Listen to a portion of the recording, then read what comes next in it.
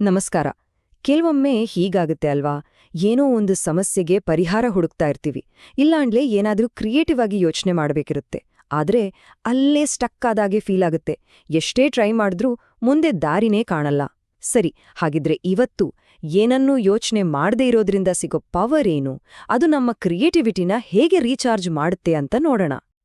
ಯಾವುದೋ ಒಂದು ಸಮಸ್ಯೆಗೆ ಪರಿಹಾರ ಹುಡುಕ್ತಾ ಒಂದೇ ಕಡೆ ಸಿಕ್ಕಿ ಹಾಕೊಂಡ ಹಾಗೆ ಎಂದಾದ್ರೂ ಅನ್ಸಿದ್ಯಾ? ಮುಂದೆ ಏನ್ ಮಾಡೋದು ಅಂತನೇ ಗೊತ್ತಾಗ್ದೆ ತಲೆ ಪೂರ್ತಿ ಬ್ಲ್ಯಾಂಕ್ ಆಗ್ಬಿಟ್ಟ ಅನುಭವ ಆಗಿದ್ಯಾ? ಅಯ್ಯೋ, ಚಿಂತೆ ಮಾಡ್ಬೇಡಿ, ಇದು ತುಂಬಾನೇ ಕಾಮನ್ ಫೀಲಿಂಗ್. ಈ ಫೀಲಿಂಗ್ನ ಹೇಗ್ ಹೇಳ್ಬೋದು ಅಂದ್ರೆ, ನಮ್ಮ ಮೆದುಳು ಒಂದು ಕಷ್ಟದ ಸಮಸ್ಯೆಗೆ ಗೋಡೆಗೆ ತಲೆ ಚಚ್ಕೊಳ್ತಾ ಇರೋ ಹಾಗೆ. ಹೌದು, ಒಂದೇ ವಿಷಯದ ಬಗ್ಗೆ ಮತ್ತೆ ಮತ್ತೆ ಯೋಚನೆ ಮಾಡ್ತಾ ಇದ್ರೆ ಏನಾಗುತ್ತೆ? ಸೊಲ್ಯೂಷನ್ ಸಿಗಲ್ಲ, ಬದಲಿಗೆ ಫ್ರಸ್ಟ್ರೇಷನ್ ಮಾತ್ರ ಜಾಸ್ತಿ ಆಗುತ್ತೆ.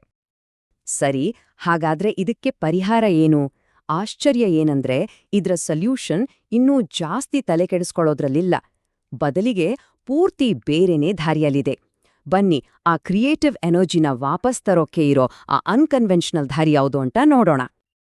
ಸಾಮಾನ್ಯವಾಗಿ ನಾವೇನ್ ಮಾಡ್ತೀವಿ, ಪ್ರಾಬ್ಲಮ್ ಬಗ್ಗೆ ಇನ್ನೂ ಜಾಸ್ತಿ ಯೋಚನೆ ಮಾಡ್ತೀವಿ. ಅದರ ಸಣ್ಣ ಸಣ್ಣ ಡೀಟೇಲ್ಸ್ ಮೇಲೆ ಫೋಕಸ್ ಮಾಡ್ತೀವಿ ಅಲ್ವಾ? ಆದ್ರೆ ನಾವು ಇವಾಗ್ ನೋಡ್ತಾ ಇರೋ ಈ ಹೊಸ ವಿಧಾನ ಇದೆಯಲ್ಲ, ಅದು ಮನಸ್ಸನ್ನ ಪೂರ್ತಿಯಾಗಿ ಖಾಲಿ ಮಾಡೋದು. ಹೌದು, ನೀವು ಕೇಳಿದ್ದು ಸರಿ. ಆ ಪ್ರಾಬ್ಲಮ್ ಬಗ್ಗೆ ಒಂಚೂರೂ ಯೋಚನೆ ಮಾಡದೇ ಇರೋದು. ಇದರ ಹಿಂದಿರೋ ಐಡಿಯಾ ತುಂಬಾನೇ ಸಿಂಪಲ್. ಹೊಸ ಐಡಿಯಾಗಳು ತಲೆ ಒಳಗೆ ಬರ್ಬೇಕಂದ್ರೆ ಅದಕ್ಕೆ ಜಾಗ ಬೇಕಲ್ವಾ? ಈಗ ನೋಡಿ, ಒಂದು ರೂಮ್ ಪೂರ್ತಿ ಹಳೆ ಸಾಮಾನುಗಳಿಂದ ತುಂಬಿ ಹೋದ್ರೆ ಹೊಸ ಸಾಮಾನು ಇಡೋಕೆ ಜಾಗ ಇರುತ್ತಾ? ಇಲ್ಲ. ಮನಸ್ಸು ಹಾಗೇನೆ. ಅದನ್ನ ಖಾಲಿ ಮಾಡಿದಾಗ ಮಾತ್ರ ಹೊಸ ಯೋಚನೆಗಳಿಗೆ, ಹೊಸ ಪರ್ಸ್ಪೆಕ್ಟಿವ್ಗಳಿಗೆ ಜಾಗ ಸಿಗೋದು. ಸರಿ, ಹಾಗಿದ್ರೆ ಈ ಮನಸ್ಸನ್ನ ಖಾಲಿ ಮಾಡೋದು ಹೇಗೆ? ಬನ್ನಿ, ಅದಕ್ಕೊಂದು ಪ್ರಾಕ್ಟಿಕಲ್ ಗೈಡ್ ಇದೆ, 20 ಮಿನಿಟ್ ರೀಸೆಟ್ ಅಂತ. ಅದನ್ನ ಸ್ಟೆಪ್ ಬೈ ಸ್ಟೆಪ್ ನೋಡೋಣ. ಈ ಟೆಕ್ನಿಕ್ ಇದೆಯಲ್ಲ, ತುಂಬಾನೇ ಸಿಂಪಲ್. ಫಸ್ಟ್ ಸ್ಟೆಪ್, ಒಂದು ಸೈಲೆಂಟ್ ಆಗಿರೋ ಜಾಗ ಹುಡ್ಕೊಳ್ಳಿ. ನಿದ್ದೆ ಬಂದ್ಬಿಡುತ್ತೆ ಅಂತ ಅನ್ಸಿದ್ರೆ ಒಂದು ಗಟ್ಟಿ ಚೇರ್ ಮೇಲೆ ನೇರವಾಗಿ ಕೂತ್ಕೊಳ್ಳಿ. ಎರಡನೇ ಸ್ಟೆಪ್, ತಲೆಗೆ ಬೇಡದೇ ಇರೋ ಯೋಚನೆಗಳೆಲ್ಲ ಬರುತ್ತಲ್ಲ, ಅದನ್ನೆಲ್ಲ ಪಕ್ಕಕ್ಕೆ ಸರ್ಸಿ. ನಾನು ನಿನ್ನತ್ರ ಆಮೇಲೆ ಬರ್ತೀನಿ ಅಂತ ಅದಕ್ಕೆ ಹೇಳ್ಬೇಡಿ. ಮೂರನೇ ಸ್ಟೆಪ್, ಮನಸ್ಸನ್ನ ಕೂಲ್ ಮಾಡಕ್ಕೆ ಶಾಂತ ಅಥವಾ ಕಾಮ್ ಅನ್ನೋ ತರಹದ ಯಾವುದಾದ್ರೂ ಒಂದು ಪದವನ್ನ ನಿಧಾನವಾಗಿ ಹೇಳ್ಕೊಳ್ತಾ ಇರಿ. ಲಾಸ್ಟ್ ಸ್ಟೆಪ್, ಟೈಮ್ ಬಗ್ಗೆ ತಲೆ ಕೆಡ್ಸ್ಕೊಳ್ಳೋದು ಬೇಡ ಅಂತ ಒಂದು 20 ನಿಮಿಷಕ್ಕೆ ಟೈಮರ್ ಸೆಟ್ ಮಾಡ್ಬಿಡಿ. ಓಕೆ, ಈ ಪ್ರಾಸೆಸ್ ಶುರು ಮಾಡಿದ ತಕ್ಷಣನೇ ಮನಸ್ಸು ಪೂರ್ತಿ ಸೈಲೆಂಟ್ ಆಗ್ಬಿಡಲ್ಲ. ನಮ್ಮ ತಲೆಯೊಳಗೆ ಯಾವಾಗ್ಲೂ ಒಂದು ವಾಯ್ಸ್ ಮಾತಾಡ್ತಾ ಇರುತ್ತಲ್ವಾ, ಅದನ್ನ ಸಮಾಧಾನ ಮಾಡೋಕೆ ಎಷ್ಟೊತ್ತು ಬೇಕಾಗ್ಬೋದು?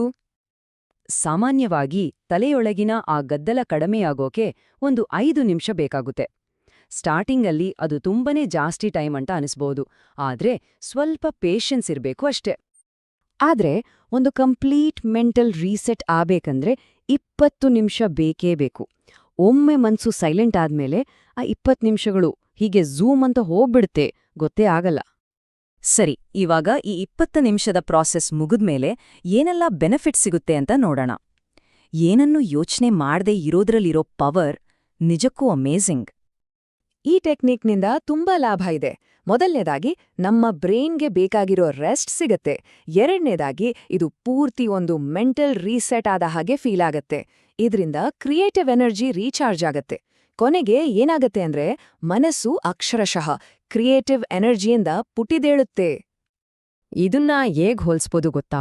ಈಗ ನಾವು ಯಾವುದಾದ್ರೂ ಪ್ರಾಬ್ಲಮ್ಗೆ ಬೆಳಗ್ಗೆ ಯೋಚನೆ ಮಾಡೋಣ ಬಿಡು ಅಂತ ಹೇಳ್ತೀವಲ್ಲ, ಅದರ ಒಂದು ಸೂಪರ್ ಪವರ್ಫುಲ್ ವರ್ಷನ್ ಇದ್ದಾಗೇ ಇದು. ಅಂದ್ರೆ ಸ್ಲೀಪಿಂಗ್ ಆನ್ ಇಟ್ ಅಂತಾರಲ್ಲ, ಅದಕ್ಕಿಂತಾನೂ ಡೀಪ್. ಈ ಟೆಕ್ನಿಕ್ನ ಇನ್ನೊಂದು ಲೆವೆಲ್ಗೆ ತಗೊಂಡು ಹೋಗ್ಬೋದು. ಸ್ಪೆಸಿಫಿಕ್ ಪ್ರಾಬ್ಲಮ್ಸ್ಗಳನ್ನ ಸಾಲ್ವ್ ಮಾಡೋಕೆ ಇದನ್ನ ಒಂದು ಚಾಲೆಂಜ್ ಥರ ಯೂಸ್ ಮಾಡ್ಬೋದು. ಬನ್ನಿ, ಇದರ ಅಡ್ವಾನ್ಸ್ಡ್ ಅಪ್ಲಿಕೇಶನ್ ಹೇಗೆ ಅಂತ ನೋಡೋಣ. ಸ್ಟೆಪ್ 1, ಈ 20 ನಿಮಿಷದ ಪ್ರಾಸೆಸ್ ಶುರು ಮಾಡೋಕು ಮುಂಚೆ ಬ್ರೈನ್ಗೆ ಒಂದು ಸ್ಪೆಸಿಫಿಕ್ ಚಾಲೆಂಜ್ ಕೊಡ್ಬೇಕು. ಅಂದ್ರೆ ಒಂದು ಪ್ರಶ್ನೆ. ಯಾವ ಪ್ರಾಬ್ಲಮ್ಗೆ ಸೊಲ್ಯೂಷನ್ ಬೇಕೋ ಅದು ನಮ್ಮ ಮನ್ಸಲ್ಲಿ ಕ್ಲಿಯರ್ ಆಗಿ ಫಿಕ್ಸ್ ಮಾಡ್ಕೋಬೇಕು. ಈವಾಗ ಬರೋದೇ ಅಸಲಿ ಸ್ಟೆಪ್. ಆ ಚಾಲೆಂಜ್ ಕೊಟ್ಮೇಲೆ ಮನಸ್ಸನ್ನ ಪೂರ್ತಿಯಾಗಿ ಖಾಲಿ ಮಾಡ್ಬಿಡ್ಬೇಕು. ಆ 20 ನಿಮಿಷ ಆ ಪ್ರಾಬ್ಲಮ್ ಬಗ್ಗೆ ಒಂದು ಚೂರು ಯೋಚನೆ ಮಾಡಬಾರ್ದು. ಎಲ್ಲ ಥಾಟ್ಸ್ನೂ ದೂರ ಇಡಬೇಕು. ಇಲ್ಲಿರೋ ಸರ್ಪ್ರೈಸಿಂಗ್ ವಿಷಯ ಏನಂದ್ರೆ, ಆ ಪ್ರಾಬ್ಲಮ್ ಬಗ್ಗೆ ಕಾನ್ಷಿಯಸ್ ಆಗಿ ಯೋಚನೆ ಮಾಡದೇ ಇದ್ರೂ ಮೆದುಳು ಖಂಡಿತವಾಗಿಯೂ ಒಂದು ಉತ್ತರ ಕಂಡುಹಿಡಿಯತ್ತೆ.